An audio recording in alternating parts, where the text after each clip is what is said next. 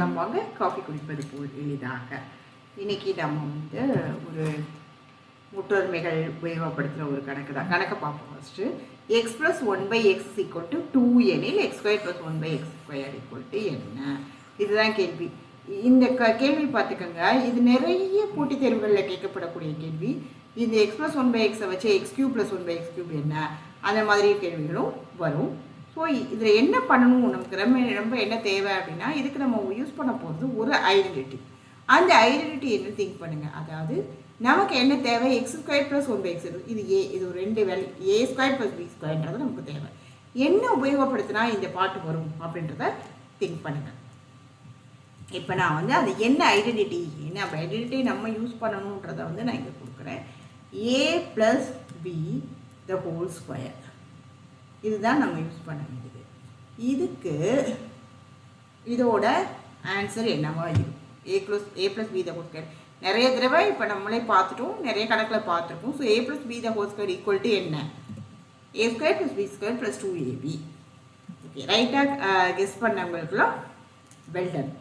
அடுத்து இதை வந்து நம்ம இங்கே அப்ளை பண்ண போகிறோம். எங்கன்னா இங்கே நமக்கு இருக்கு இல்லையா, அந்த x + 1/x, இதை ரெண்டு பக்கமும் ஸ்கொயர் பண்ண போகிறோம். அதாவது ரெண்டு பக்கமும் வர்க்கப்படுத்த போகிறோம். அதுதான் ஃபஸ்ட்டு ஸ்டெப்பு. இப்போ இதுதான் நமக்கு கொடுத்துருக்காங்க.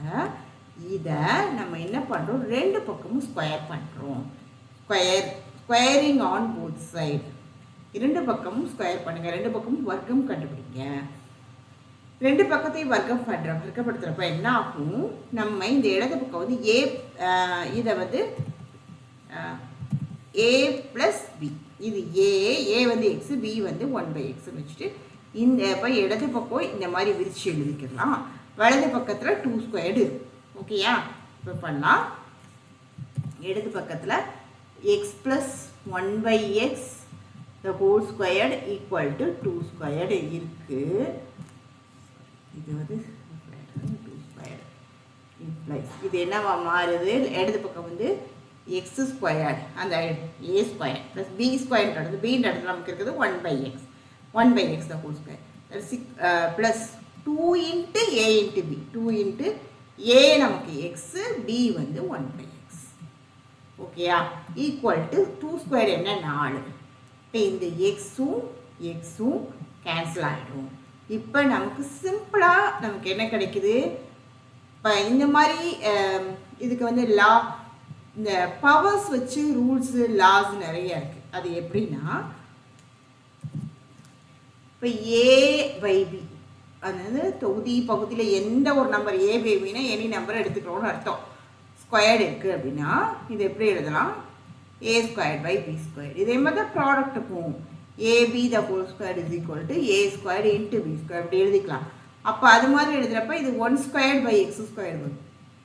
ஓகேயா? +2 1² என்ன, 1 தான். ஸோ நமக்கு x² + 1/x². இது என்னென்னா நம்ம யூஸ் பண்ண லா ஆஃப் இது எக்ஸ்பனண்ட், அந்த பவர் இருக்கக்கூடிய ரூலு.